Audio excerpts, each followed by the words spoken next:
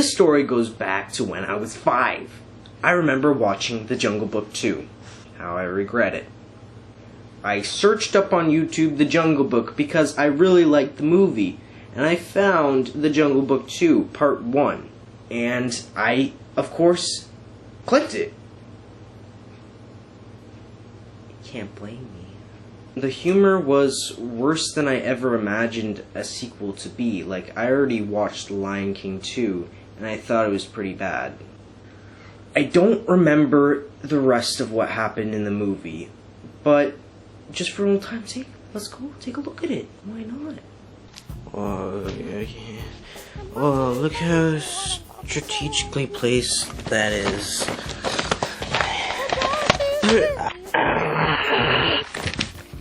This isn't it! How could I forget to burn it? But my little Babaloo. Oh, desperate.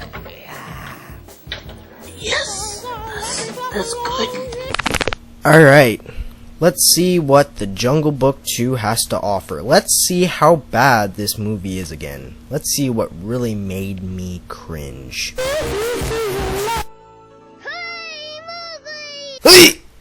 Oh my god. So the film begins with Mowgli telling a story of what... You know what? Just read the plot. It's right here. It's... But it's gonna be kinda hard to finish the story now. But we all know how it ends. Shanti blinks her big, beautiful brown eyes at you, and you followed her into our village. I did not. Did so. Nothing can ever fix this scene. Well, you were so ugly you made my eyes water. Oh! Anybody touch the dial? 'Cause I really feel the heat. Before we really begin, I just want to say what I'm thinking. I don't usually do this, and I want to do it more. From what we have so far is a continuation of what happens after the last movie's ending scene. No, duh! But I don't like what they did with it. When they added these characters to somehow appeal to the people watching this movie, it's like putting ketchup in a rhubarb pie. Bear with these metaphors, please. They're similar because I don't like rhubarb pie, but someone else might. But no one likes ketchup on any pie. Any pie, especially rhubarb. So Ragthan, I don't know if that's his name or not, wakes up Mowgli, who was sleeping on the oak support beam.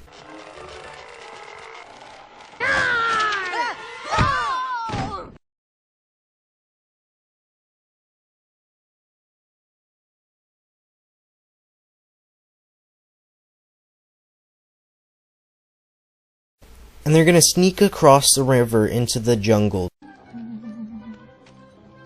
Boy. Tiptoeing over to the door and getting caught by someone who doesn't even look over their shoulder is the most cliché thing ever.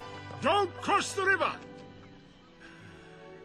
You can take the boy out of the jungle. Oh, but you can't take the jungle out of the boy. So Mowgli finds Shanti without Ragthan. Where is he? The last thing you'll ever hear is...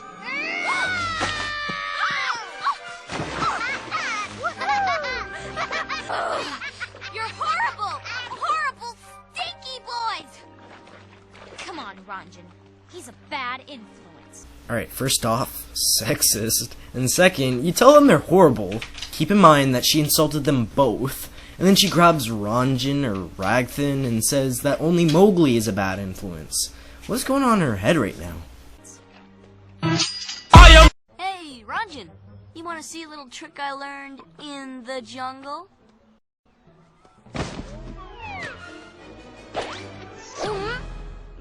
That's a pretty good trick. Little trick I learned right here at home.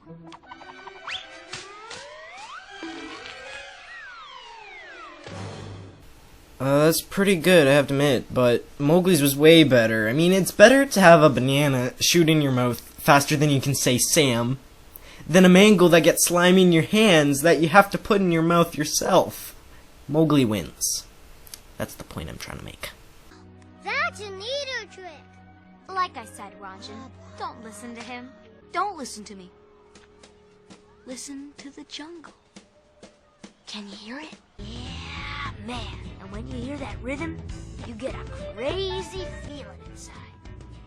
That morning sun peeks over the mountains, and all the rhinos rub their eyes when they hear the jungle rhythm. This is one of the cringiest musical scenes I've seen from Disney in a long time, and it's so annoying and almost fully repetitive. I can't even fathom how stupid and idiotic it is to me. To me, it sounds just as bad, if not worse, than Thumbelina's Mary the Mole, or Party Time from the animated Titanic movie. Although it makes more sense than those two, it's just awful. Anyway, Shanti realizes they are crossing the river, and she screams. Their dad, whatever his name is, hears her and tells them all to come back into the village. He grounds Mowgli by sending him to his room without dinner as punishment for putting everyone in danger.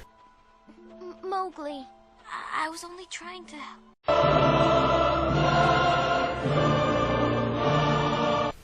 This scene shows Mowgli getting up out of his hammock and looking out the window, longing for the jungle. Geez, already like 13 minutes and still no sign of the other characters we all known and love. Look for the bare necessities. John Goodman.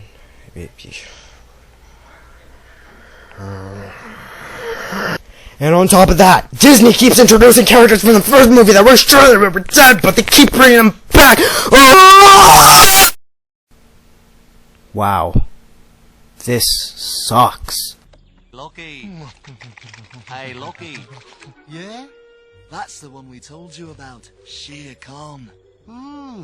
Shere Khan? You don't say. Hey, what's this? What's this? I got one for you. Check this out. Hey, hey! Look at me! Look at me!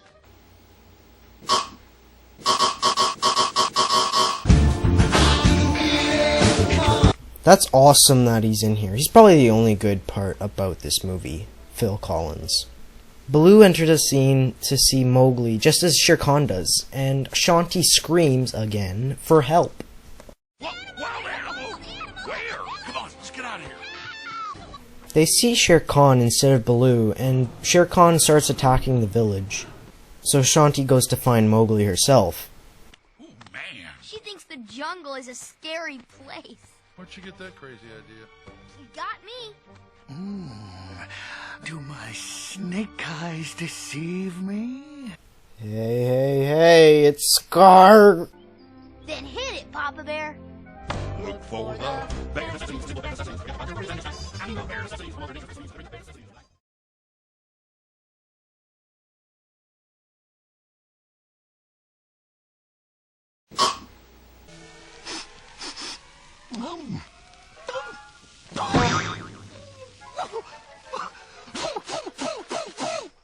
If you ever watch this movie, and I hope you don't, you'll notice that some scenes are incredibly identical to the first movie. This stood out because it kept reminding me that this film doesn't have too much originality. Hey, hold on, hot pants. Where's the fire? Isn't it ironic that your name is Lucky? Come on, lads, this way. Let's get on.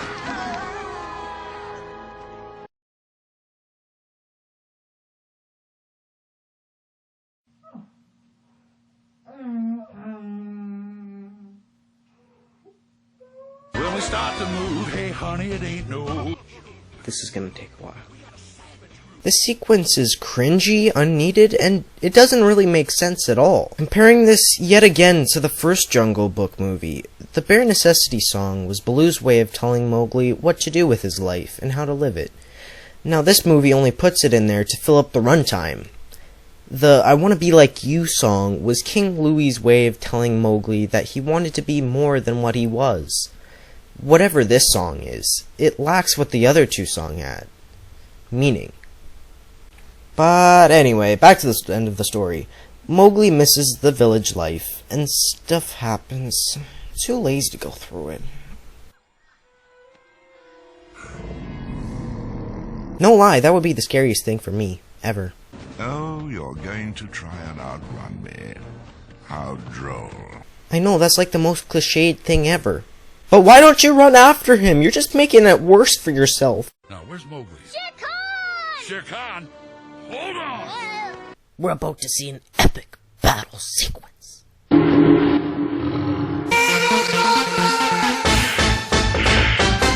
What is this supposed to be? Is this the Deccan Traps or something? Why is there conveniently placed lava right below to make it more eerie? What were they thinking? Oh yeah, let's have them jump over a lava and the animators and the voice actors can say whatever sounds good to them. And let's call it a day. Also, does this sound like something you would scream while jumping over a pit of lava? How about something more realistic, like this?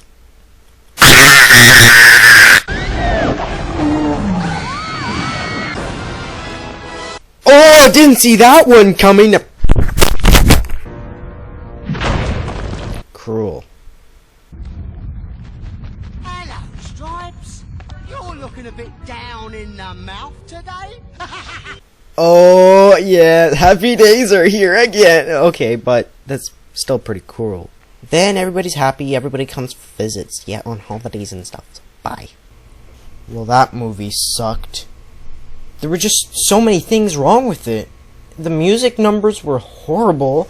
They didn't fit in where they were supposed to. Anyhow. The story and events were really just predictable, and so were the unfunny jokes. And everything was so unoriginal and bland, like they were trying to fill in the plot with anything they thought of. The only things good about it, really, were the animation. It wasn't great, but I'd say it was a good improvement. And the voice actors, which were okay. Not as great as the originals for the first Jungle Book, but pretty good. And, yeah, that's it. The rest was awful.